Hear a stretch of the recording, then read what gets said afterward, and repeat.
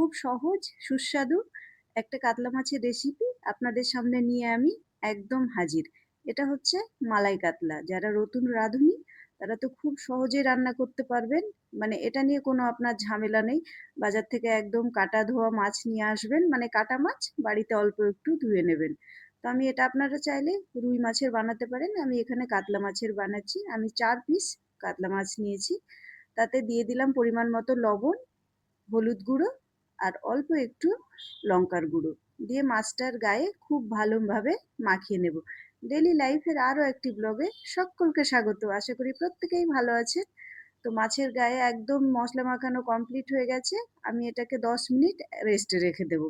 আর এইদিকে gas on করে দিলাম, কড়াই বসিয়ে দিয়েছি। কড়াই গরম হয়ে গেছে, কড়াইয়ে আমি তেল দিয়ে দিলাম। তেল দিয়ে এবার ভালোভাবে মাছটাকে ভেজে নেব একদম শক্ত করে। এটা কিন্তু খুব সহজেই বানানো যায়, কিন্তু একদম স্পেশাল রেসিপি। পোলাওয়ের সঙ্গে তো ভীষণ জমে যায়, সাদা ভাতেও ভীষণ ভালো লাগে, পোলাও হলে তো সেটার আর কোনো কথাই নেই। তো মাছটা আমি উল্টে পাল্টে একদম ভেজে নিলাম। আর এইদিকে মিক্সির জারে অর্ধেকটা পেঁয়াজ, দুটো কাঁচা লঙ্কা পেস্ট করে নিলাম। আর নিয়ে নিলাম ১ কাপ পরিমাণে নারকেল কোড়া। যে কাপের নারকেল নিলাম সেই কাপের আমি জল নিয়ে নেব।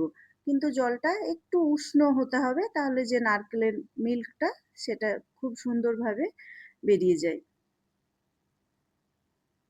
তো হাতে করে খুব নিচড়ে নিচড়ে নারকেল মিল্কটা বের করে নিলাম। আর আমার এই পাত্রটা মেজারমেন্ট কেমন হয়েছে অবশ্যই জানাবেন। অ্যামাজন থেকে কিনেছি। মাছ ভাজা কমপ্লিট হয়ে গেছে।